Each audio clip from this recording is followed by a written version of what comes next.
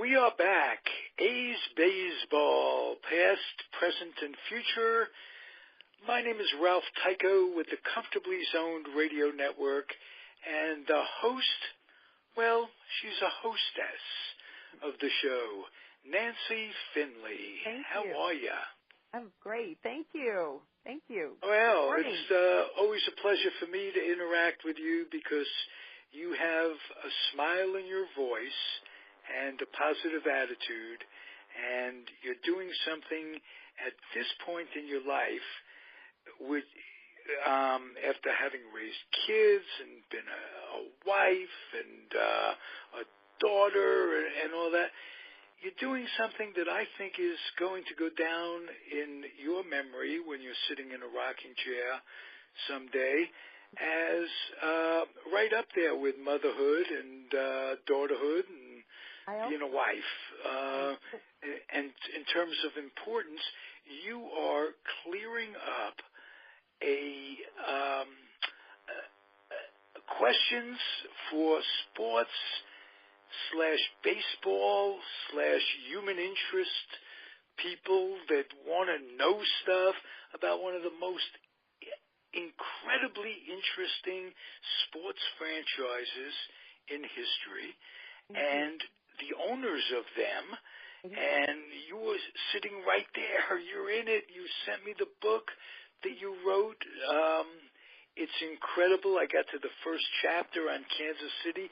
The book is Finley Ball, How Two Outsiders Turned the Oakland A's Dynasty and Changed the Game Forever into a dynasty and changed the game forever, and they did. Your dad was one of them, Carl Finley. Yes. You're going to, over these coming weeks on this show, as you did in the book, you're going to elaborate on what was written in the book and really bring to light these fascinating characters that work together. Charlie in the limelight, your dad behind the scenes. They worked together to do what they did, and what they did was incredible. For sports fans, for baseball fans, 5 in a row, 3 championships. Consecutive. In the middle of those 5 pennant-winning seasons in a row. Unbelievable. I tell people it's very difficult to have consecutive like that. Consecutive, indeed. That's not going to happen again in our lifetime. And are the Cubs set to go? Are the Cubs going to win again a second World Series? That's an example. Right. Okay. Well, that's a good example of that. But the Cubs are run by billionaires in a large market, and the team we're talking about that won 5 in a row was run by a maverick owner who came against it right from the start in his time in baseball. Charlie Finley. He bought the Kansas City A's, and as I'm reading things that I didn't know in the book, I knew about George Arnold, who owned them, bought them when they were in Philadelphia, moved them. His name isn't remembered much. Arnold Johnson. Oh, I'm sorry. That's okay. I don't know where I got George Arnold from. I think I do. George Arnold was an insurance guy in North Dakota, as a matter of fact, in Fargo, North Dakota. Name in the back of my head. Well, Charlie Finley was in the insurance business. That's right. And buys the team from Mr. Arnold Johnson, whose history was appeasing Del Webb and topping in Webb. Yes, Webb, and by a minority portion of the Yankees. At one time, and I don't know if he had to sell that minority portion when he owned the A's. I was going to ask you that. Yes, no one. There's a book called The Kansas City Athletics and the Other Half of the Yankees, written by Jeff Katz, and it covers 1954 right up to where we buy the team. And it's a great book because it just confirms what I've always heard and known. And Mr. Katz is really curious about what this relationship is between Ernie Mehl, the Kansas City Star sports editor, and this Arnold Johnson. What is going on? And what did Johnson do with his interest in the Yankees? And he keeps trying to follow the trail. And at one point, Johnson said he turned his interest over to a monastery. And it was written in pencil, and no one could find it. I mean, that's the kind of thing Mr. Katz looks into. Well, that's funny because you mentioned in your book that he had, Mr. Johnson, had owned Yankee Stadium itself. Was he the sole owner of Yankee frickin' Stadium? Well, it had to be a portion. I mean, so many rumors come out. He had a stake in something having to do with the Yankees. That's what I'll say. Okay, and you mentioned a monastery. I don't know if I can connect the dots. I know. But the Catholic Church. I haven't. That was what Mr. Katz heard. Now, he was really trying to look into why were the good players with the team in Kansas City being traded to the Yankees. What? Oh, because there was definitely a sweetheart deal there. Exactly. And, I mean, we all, as fans, I was a kid when this was going on, and I was appalled by the players that Kansas City would give up to the Yankees. I was, at that time, a Yankee hater because my Giants had left, and I was floundering, and they were the only game in town, and we'd go to games, but we'd root against them. And I can remember the day in the schoolyard when somebody said that, the Yankees just got Bud Daly from Kansas City for, what amounted to a bag of balls and some pine tar, and that was the trade.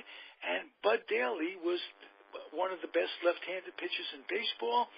They were dealing with each other in a way that was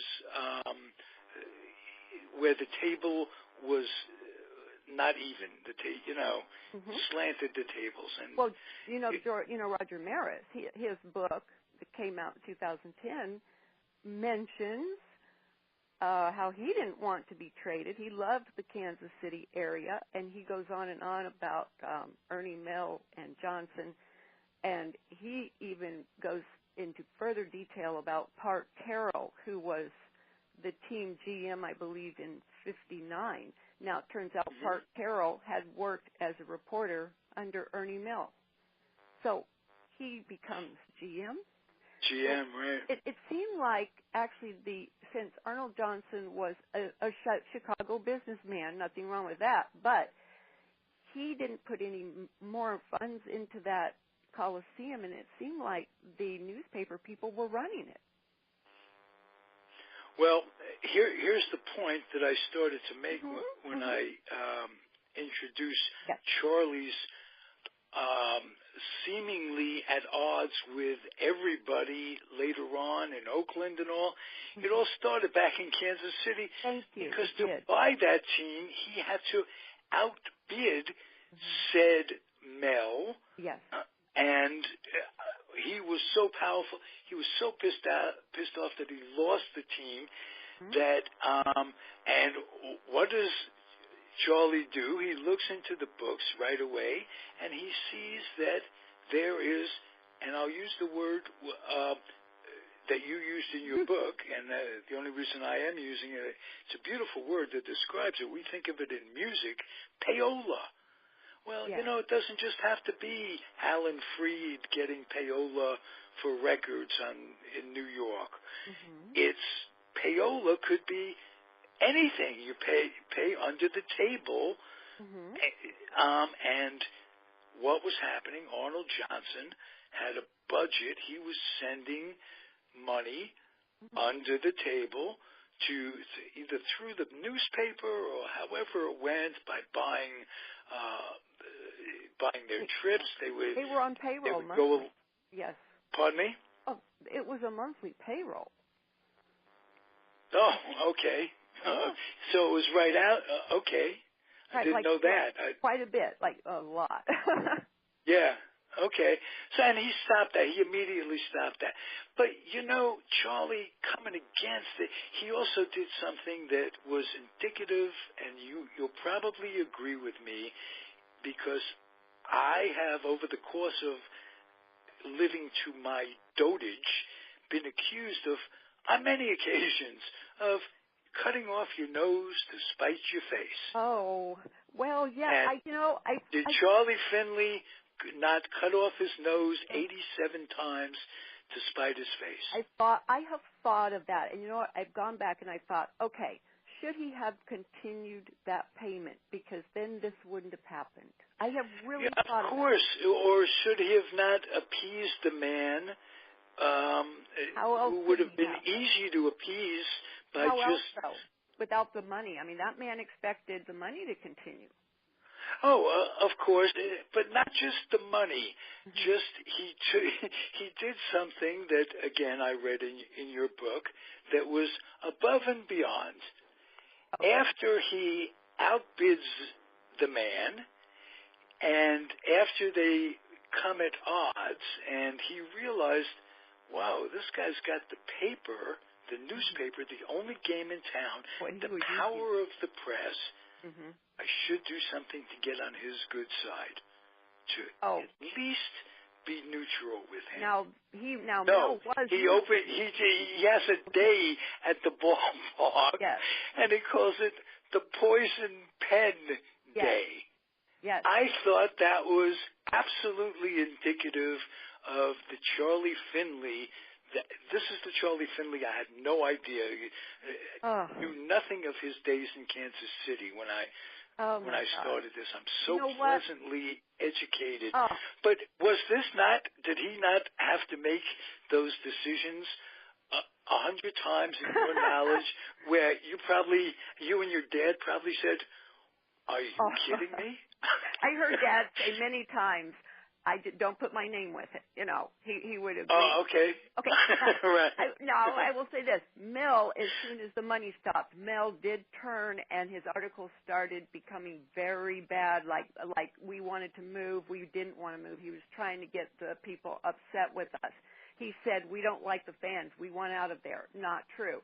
Right. So, now, I haven't even got that. That's as far as I've gotten.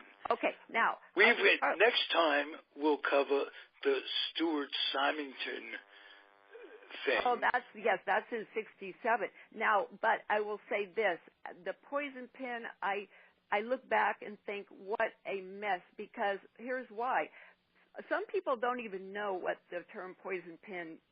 I mean, not everyone understands that, and it's meant to be subtle. Really subtle. And, that's about as subtle as a heart attack. Yeah, I know. And then people start asking, and here's their hometown newspaper, and they don't really know what's going on, and it doesn't come. All they know is what they read in the paper, like we all knew growing up. And you know what it didn't say? Yeah, what it didn't say was why the poison pen's being done, because I will not pay him his, what he wants, and he started saying lies about me.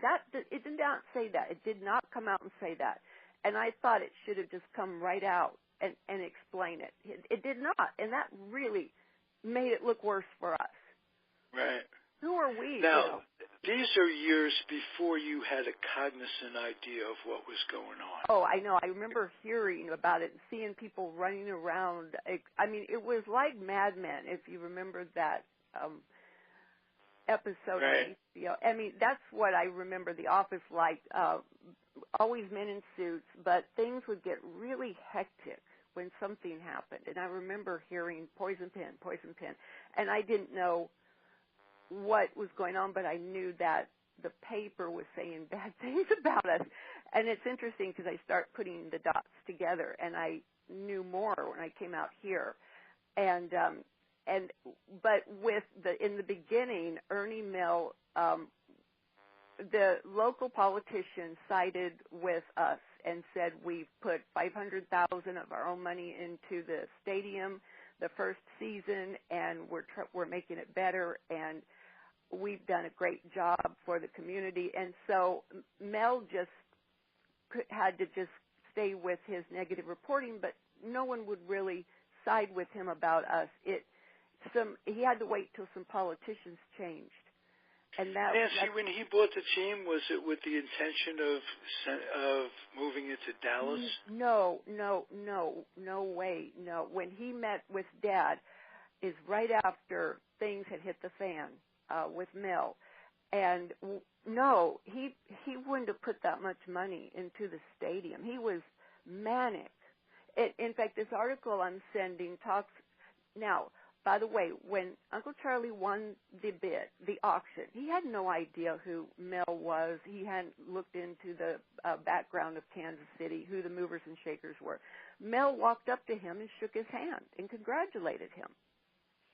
So Uncle Charlie, I'm sure, was happy for that. And then Mehl said, by the way, if you're looking for a GM, I have the perfect person, Frank Lane. That's how. Right. Now, you mentioned that he was fired by Charlie for being rude and inconsiderate. I would have fired him. What was that? Oh, I would have fired him before. What happened was Uncle Charlie laid down the rules. First rule was no more trades to the Yankees, not unless it was, talked about, decided. What does Frank Lane do? He trades to the Yankees. Oh, okay. He trades what? What? And then he just badmouths. He belittles every idea Uncle Charlie's doing, like Harvey coming up out of the ground and stuff like that. And so. Well, that didn't go over good in Frank Lane's. To his credit, he was part of the baseball establishment, and your dad, your uncle, was a maverick. Let's face it. He was not in the business of pleasing the establishment, so I wonder how much of it was premeditated. I didn't even realize. I know they moved from Kansas City to Oakland.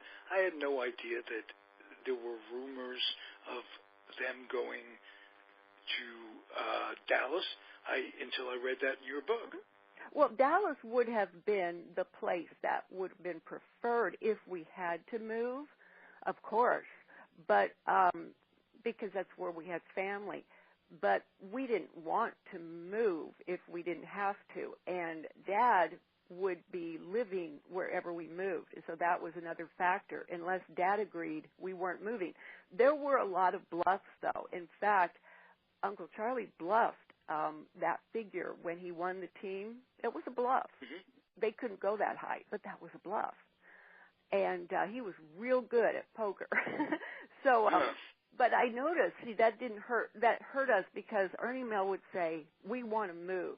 We don't like it there," and then Uncle Charlie would say, if they don't treat me better, I will move. And so it fed into it, especially when he learned the Chiefs were only paying $1 a year for their stadium lease. Oh, really? Oh, yes. And there was a lot of fairness. The Finleys wanted, you better treat them fair. It's right. Fairness. And that's what the pennant porch was. When we learned about the Yankee Stadium and its measurements, why couldn't we have the same? So Good it was points. It was about fairness. Oh my gosh, I know that, and so he never was treated fairly in Kansas City. He did not and know. Things deteriorated. Tell me what precipitated the move to Oakland. It wasn't. Tell me, did Oakland come to them? What happened? Oakland, well, I know for a fact Oakland called all the time throughout the 60s because I guess Al Davis was having the Coliseum built. And all over the country, there would be, every time anything was said, it would show up in the papers. So Oakland called and kept saying they had a Coliseum. And I just remember Dad talking about the places that called Milwaukee, I think, called Atlanta, and I would just hear these names, but it was just so-and-so called today. But Oakland was, they called a lot, like getting those sales calls, and so we knew about the Coliseum. It was built, and but what really happened was Dad and Uncle Charlie thought they were going to get the $1 a year lease like the Chiefs at the '67 City Council meeting, and it was shocking. The politicians ended up raising the lease to over $1 million a year, and we couldn't make that. We could not pay that. No. So we had to get out. It was obvious that they wanted us out, and so Dad started looking to see where he would be willing to live and where any place had a ready Coliseum, and it turned out Oakland was the only one. Seattle, I have seen messages from Uncle Charlie to Dad in the summer of '67. Well, is there a chance we could make Seattle? I mean, I can tell that it was just so unexpected. And Dad just said Oakland would be as far as he was willing to go. And Dallas wasn't ready. That was a difficult thing. They just didn't have their Coliseum ready. So that's how it happened. It was very fast. And very fast, and not without the rancor raised by Senator Symington. Oh, I know. He just had to say. They made it look like they still made it look like we chose it. We did not. And then they just had to put that little dig in. And you know what? No apology ever came when we won the World Series. Even Billy Coon said they shouldn't move to Oakland. Oakland's terrible. Nothing will happen in Oakland. Okay. Well, Bowie Kuhn and your uncle were at odds for years afterwards.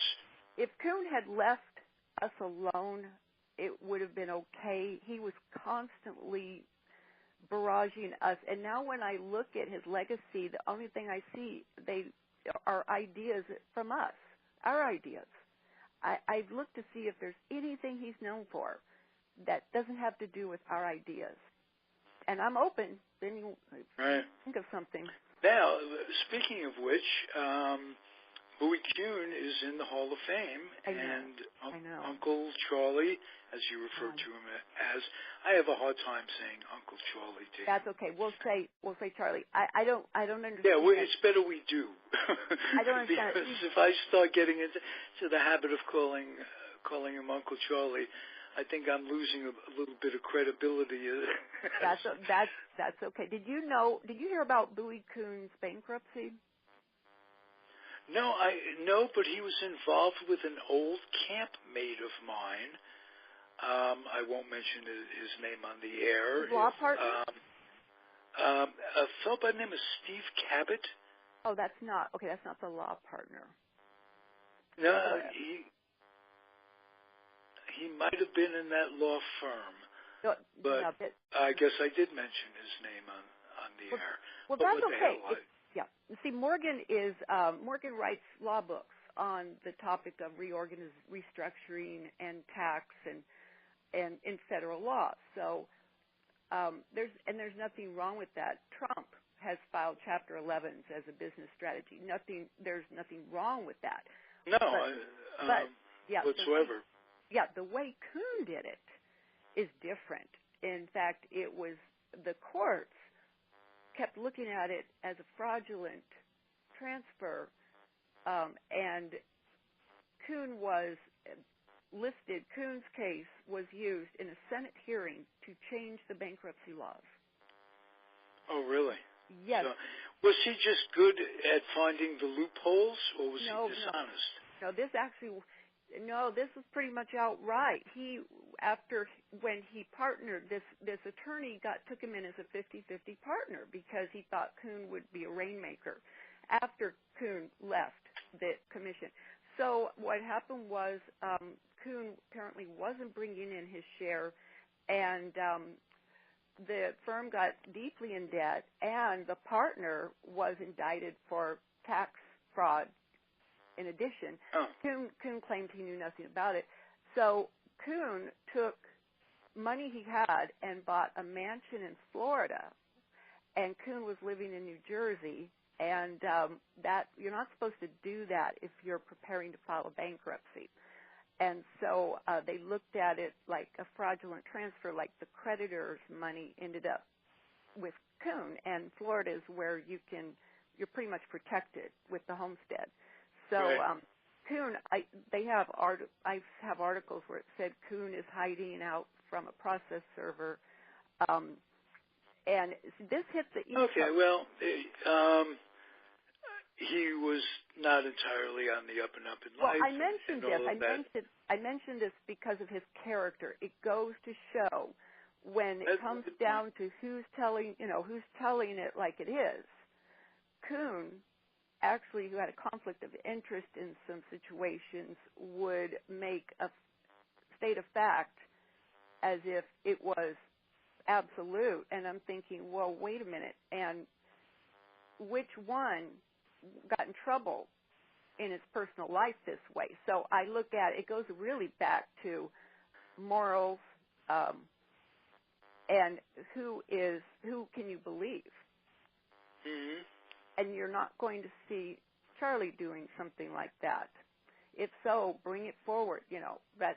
That's different. But this was something that happened with Kuhn. Kuhn felt he was entitled, and I'm sure the creditors weren't happy about that. And yeah, Charlie was a good person, huh? Basically, yes, he was. He was. In fact, one time when he heard CBS wanted to buy a team, he was really alarmed. This was in the 60s, but he was alarmed because of the huge access to media and how that could be a conflict. And the other owners were okay with it, except I think Charlie had one other owner with him who didn't think it was really a good idea, but they didn't prevail. So in that sense, he was right. he wanted things even. And you better not let him win at any game. Like he used to like to play checkers with Dad, and Dad would let him win sometimes. They didn't play chess. That took too long. And checkers, I always say checkers is the impatient man's chess. But you better not let him win, and that's why he was against using any kind of medicines in sports. He wanted to do it himself. Right, he wanted to do it. He was pretty much an old-fashioned Midwestern guy, if you think about it. And he liked to when he grew up, he never thought he'd see his name on the front page of Time or his picture on Time magazine and all that. But again, I can't stress what a marketing genius he was to have developed a plan, and we talked about this last week, that he sold to the AMA that enabled doctors to get group health and, more importantly, disability insurance that was, and I read something, there was something else was included in that. Do you remember what that was? There was enabled is group health, disability, and what else? What a great group to sell health to. Disability health. I don't know. Another incredible benefit that the AMA got to provide at a group rate to doctors. Well, life is a death. I mean, life is just, you assume that went with it. I'm trying to think of and he marketed all over the country. So he was new to big money, and he didn't have enough big money. It was big to we little people, but to compete with corporations. Oh, yeah. You reminded me. that was something that he and Dad didn't do. Was they didn't do all these companies within a company like you see these days, where Right. well, you knew. I mean, he was a corporation, but you still knew who was in charge. Now you might see, like Disney might own something, and then there might be 10 companies under that, and then 20 under that. Sometimes it can be difficult to know who is actually in charge. Was he glad that he moved to Oakland overall? Oh, well, he remember he didn't have to move himself. He wasn't. He did not seem. No, I mean, he moved the team. Oh, well, he wasn't happy because Dad wasn't happy because when we moved, apparently, the only thing that wasn't ready was the front office. It was still like subflooring, and that wasn't told. And we were told it would be finished within about 2 months. Well, that goes by after all of our World Series wins. The front office is never finished. And really? That got to be the sticking point. Yeah. Didn't you have an office on Hagenberger right across there? No, that was the Raiders. We always had our office inside the Coliseum, except when we sold the playoff and World Series tickets. Then it was in a secret location. But the Raiders had Hagenberger. Now I think the A's use that in some form. But we had inside the Coliseum. Okay. And I think I sent you I sent you something addressed to Dad, and it says Oakland Coliseum. And that's yes. So that's just to show the address. And but that was that the front office was very dreary. It was not upgraded. It was terrible. Everything else was finished, and we just thought after putting all that money out in the Kansas City Stadium and what happened to us, Charlie was also big on fool me once, but fool me twice, and that he used to say that to people, like, because his dad would say it to him, and I know that that's what he was thinking of with Kansas City. He puts all that money out, and it's his own money, and then look what happens. So with Oakland, he wasn't going to pay to finish the front offices, and then that was the city thing. Yes, and so I wonder if they heard how he paid, what he did in Kansas City, and thought, well, we'll just wait it out and he'll do something. So, but with Oakland, interesting though, the heat was off with the press. Like Kansas City was it was miserable. We had the Star would not help us promote the Beatles, and we paid. We offered to pay for an ad, and they would not take it. And then later, the Star said, of all the Beatles concerts that year, ours was the only one that didn't sell out. Stuff like that. But yet the money was going to a local children's hospital. It was a charity. So we didn't have that out here. We had more freedom. Although Mehl did get the word out to the local people, too bad for you to have Finley, but it still wasn't like it had been. So we had our more freedom, and it's interesting to see how we burst out. We just burst out, and I just look back and think, well, someone owes us an apology who said, Oakland would regret having us, really, but we really showed what we were made of. The downside to that was Charlie started buying other teams, and I remember asking Dad, why do we own a hockey team? The Golden Seals. Yes. With my old friend Stan Gilbertson is a left winger. And tennis buddy. Whitey Herzog. So first is what got Charlie interested. He sold his share to Charlie.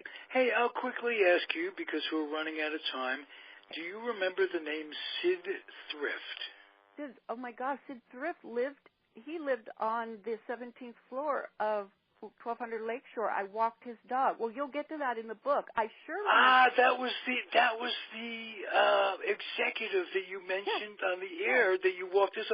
Well, Sid Thrift is an old buddy of mine. I was the Tops rep way back in the day.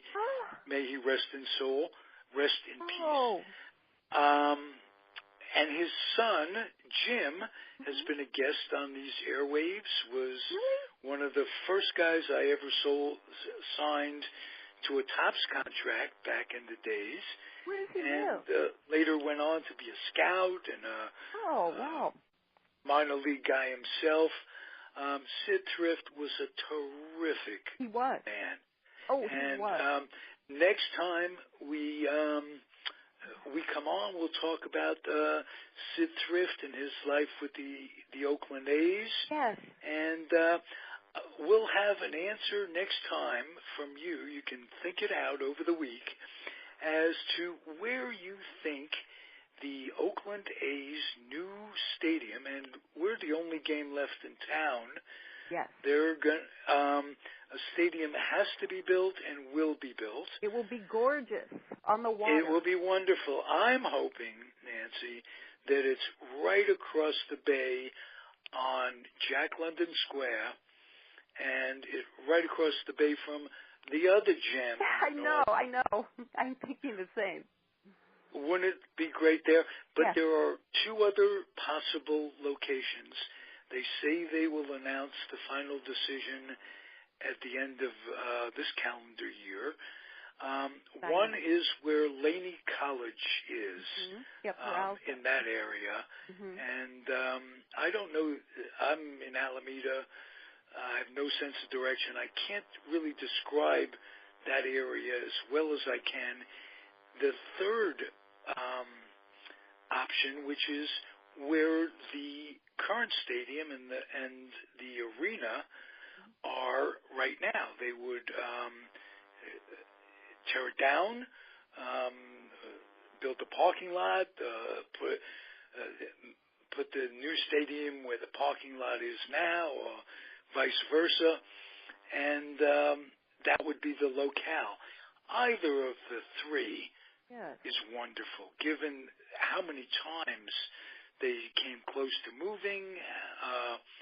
The issue in San Jose keeps the fan base happy. We've had in Oakland basically a loyal fan base that is always there, thick or thin. And it's a pleasure to see that there won't be another move for the franchise, at least in my lifetime. So next time you'll think about it, we'll talk about where they can be located.